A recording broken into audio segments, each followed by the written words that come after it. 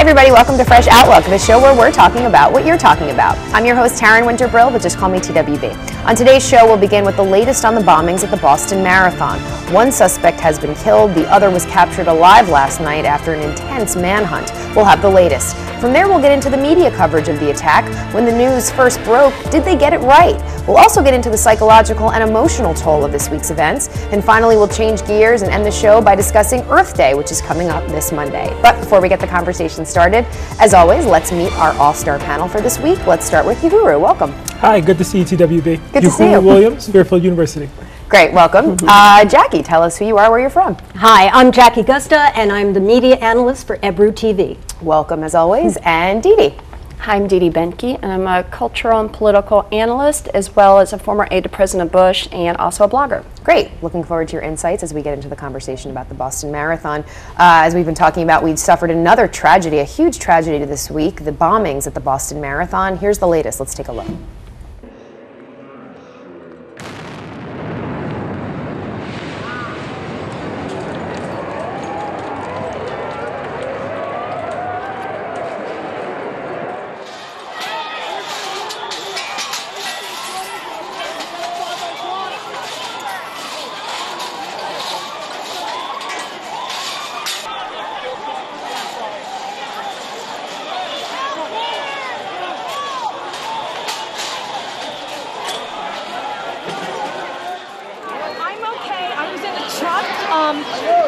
The man down here.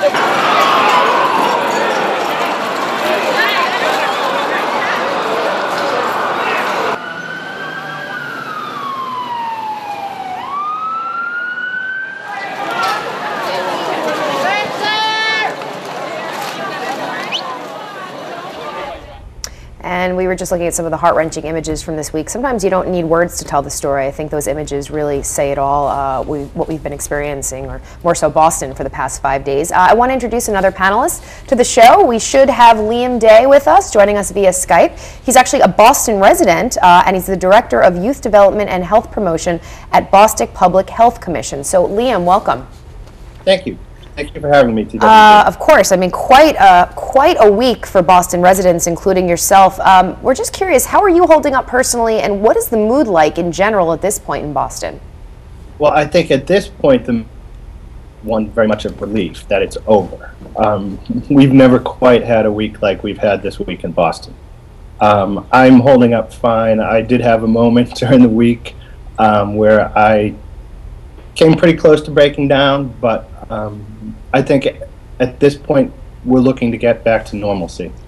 Yeah, I mean, at least with last night, that intense manhunt, I think everyone's eyes were glued to their screens. So we're happy to see that they're bringing them to justice, the one remaining suspect that is still alive. Can you discuss with us a little bit about the mandatory lockdown in Watertown, and also for the rest of Boston? Was everyone under lockdown, and were people complying? So there were 3 different levels of the lockdown. Watertown's lockdown was complete. No vehicle traffic was allowed at all.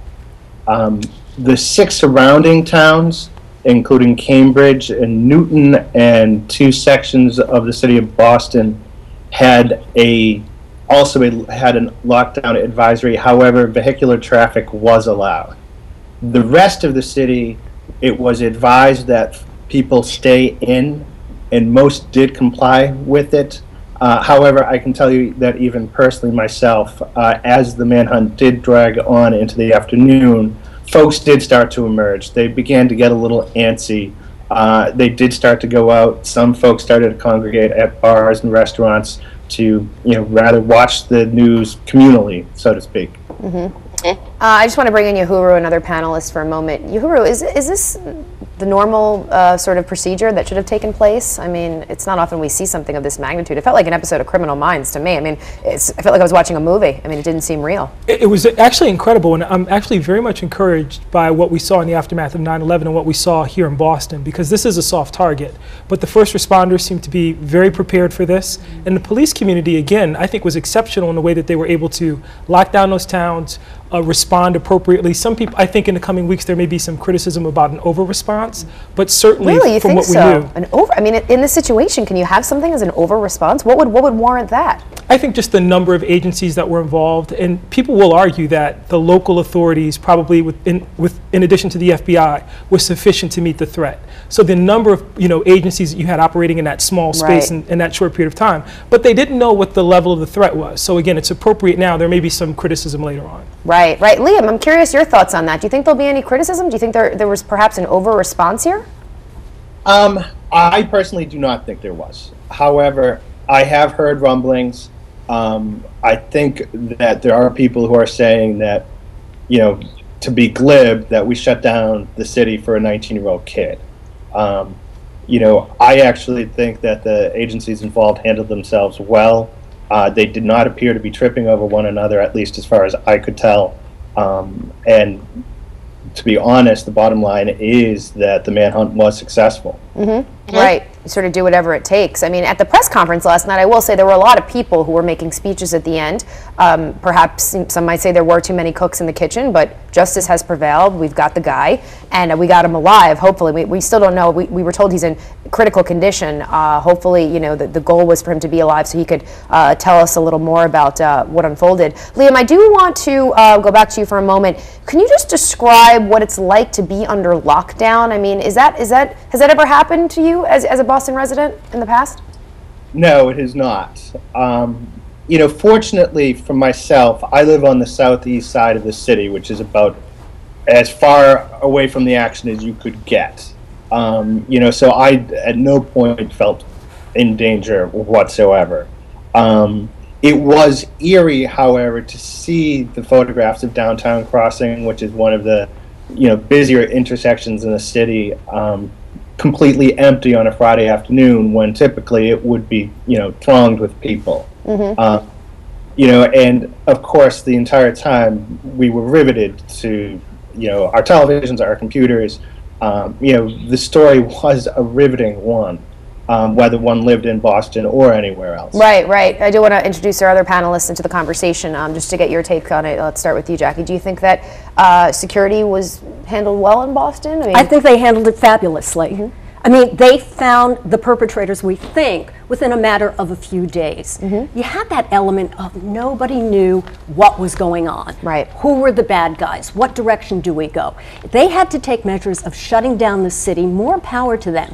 They accomplished their mission. Do you think this could have, if this would have happened in New York, do you think they could ever lock down New York City? I mean, Dee Dee, what do you think? You're a resident of New York City. Obviously New York would be a much more difficult situation, but I do think after 9/11 and the forming of Homeland Security, I think this organization was just absolutely incredible. And there were a lot of cooks in the kitchen, but you know what? It turned out very well, and it could have been much worse. I mean, think about it. This could have been the start, and there could have been a lot of problems. You could have had bombs in lots of houses, corners, and they didn't know what they were doing. They didn't know what they were dealing with. So I think it was very good that they had multi-levels of security, FBI, CIA, even Secret Service. Everyone was there, and it worked out. Right. Leah, let's go back to you for a moment. Let's go back to Monday, the day of the race. Do you personally know anyone that was there? Did you have any direct connection to the Boston Marathon? Oh, absolutely. I knew a number of people who were running. I knew people who were actually on the block between the two bombs when they went off. Boston, though a big city, is also a very small city. Most people would have some connection to the marathon.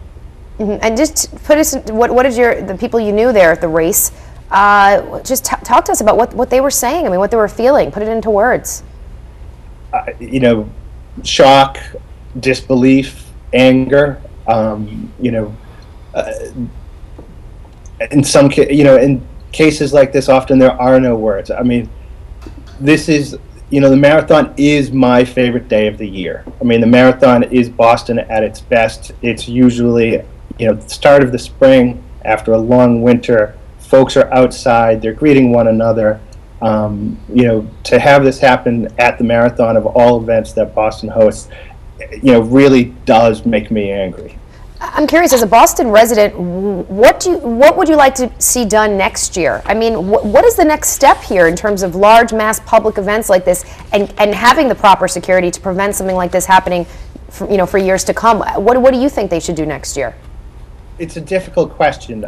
Commissioner Davis mentioned earlier in the week that there's really no way to lock down the marathon. It's a 26-mile route. You know, it would be physically impossible to completely lock it down. My guess is actually security was as good as you could get it. You know, what will happen next year? I don't know. How they beef it up? I don't know. It's an excellent question. Do you think Boston residents are not going to run next year? Do you think the people from, you know, foreigners coming from international locations will not come because of the precedent that's been set? Oh, I think you will find that everybody will be running next year. And I hope that the organizers of the marathon actually open the marathon up, because my guess is it will be like the 100th anniversary of the marathon a few years ago when they had about 40,000 people running. My guess is you will see more people interested in running next year, not less. Coming back bigger and better than ever, so to speak. Final thought before we go to break, Dee Dee. Who do you think are the real heroes, aside from law enforcement, this week in Boston? You know, I think the American people, I think President Obama did a great job.